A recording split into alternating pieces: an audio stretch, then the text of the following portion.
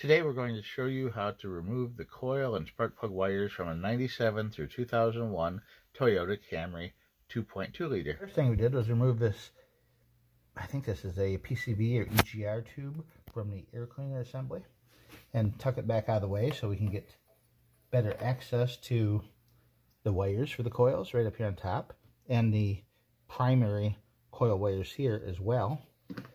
And it gives us better access to the bolts on the coils that hold them on. There's two in the front and two in the back.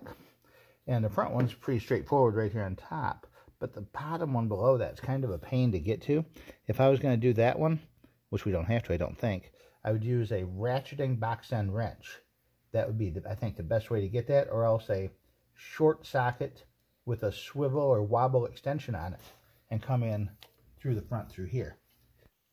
This is a thin reach ratchet handle that I picked up at Harbor Freight Tools. And it's very good quality, and look how thin it is for reaching into tight places.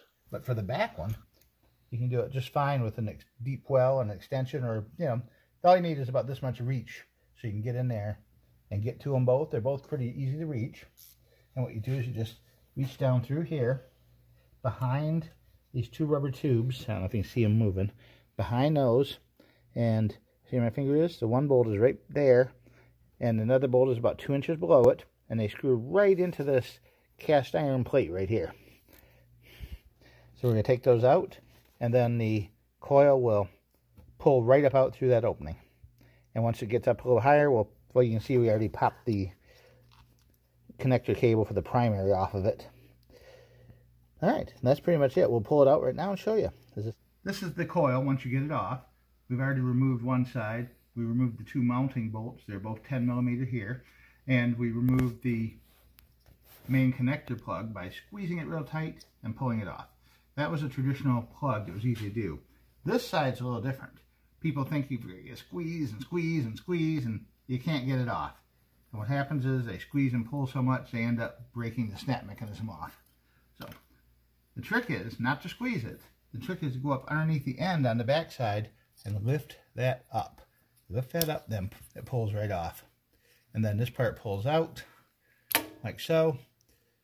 But the good part is, even though you broke this, a couple of these, you can still push it back in, because this is a real tight fit. When you push these in, they will stay there.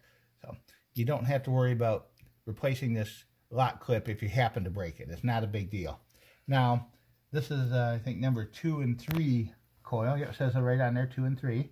And on this Toyota, the farthest cylinder over when you're standing in front looking at the engine, this is number 1, 2, 3, and 4.